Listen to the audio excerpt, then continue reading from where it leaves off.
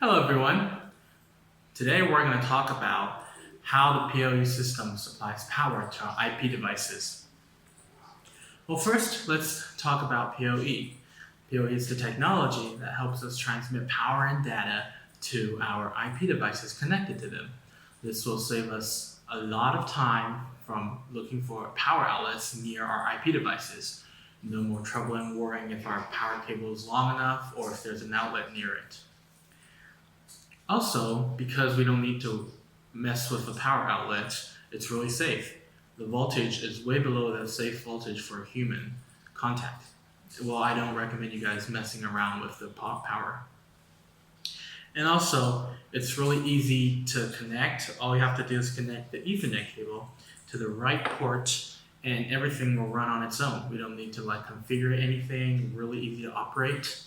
So yeah, a PoE system can benefit us greatly. So here is our main role in the PoE system. This is the Ethernet cable. This is what it looks like when we rip over the outer plastic. So the outer coat protects these four twisted wires that are twisted because the twisted form will make the power redundancy less than just straining it through.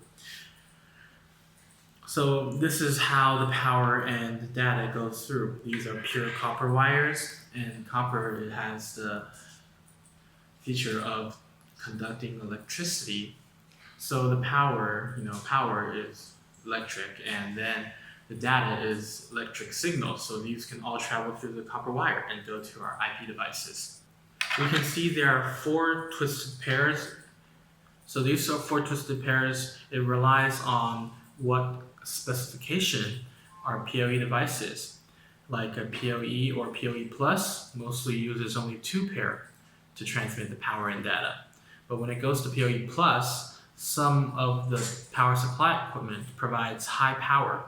In this case, all four pairs will be occupied, and that is why it can transmit that big amount of power.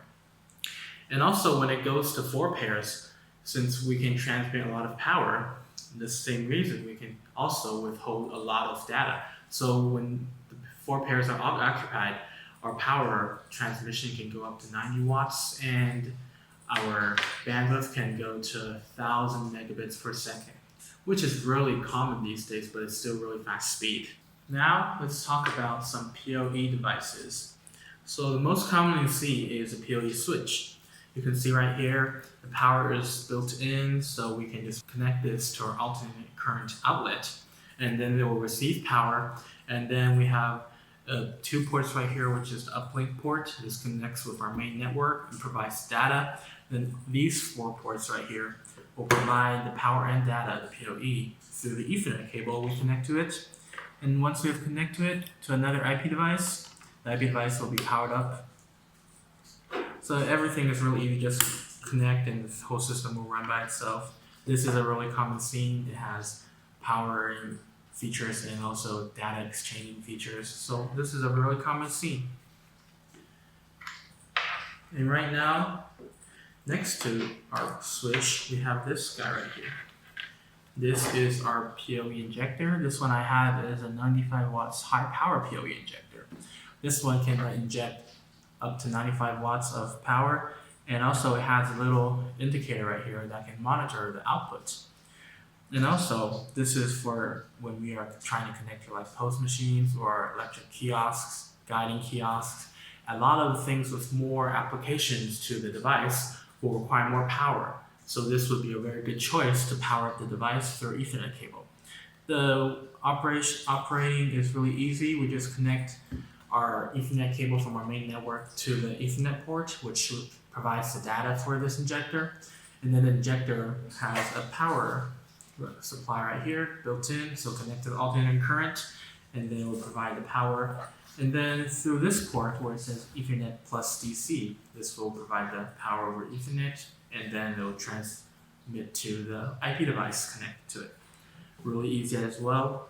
It's not really difficult to operate one of these things. Now, after our injector, let's look at our PoE Extender. This one right here I have is an outdoor PoE Extender from our fast cabling. And you can see it says PoE in and PoE out. So extender, really easy to understand. It splits the PoE into two parts, maybe if you want to say it like that. And when we put one in, our Ethernet cable goes in with PoE, and then it goes out to two streams. So whenever we have two devices on an end very close to each other, this would be a good solution. And also this is a metal casing outdoor PoE extender, so really good for direct burial. It's waterproof, and the metal casing helps it to release heat, so it won't overheat that easily. The extender is really convenient when we want to extend our transmission distance, because due to the IEEE 802.3 protocol, the transmission distance for power and data is limited to 100 meters. The extender can solve this issue and give us an extra 100 meters. So that's all about the extender. And now let's take a look at a really special part. This is our PoE Ethernet Switch Converter.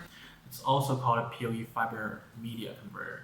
A lot of companies, or let's say databases, data centers, we have been using fiber optic cables. Let's do a quick introduction about fiber optic cables. Transmit the signals in optic signals, which is like laser beams, which travel at the speed of light, so it's really fast. But optic signals are not like digital signals, so when we receive them, it's hard for us to decipher it. So this converter will help us decipher the signal and transmit and convert it into a digital signal for us to receive and process. It's a really crucial part. Usually there is a module right here, a small form factor pluggable, which will help us capture the signal. And then once it does it, it converts it, and there are Ethernet ports here for it to spread out.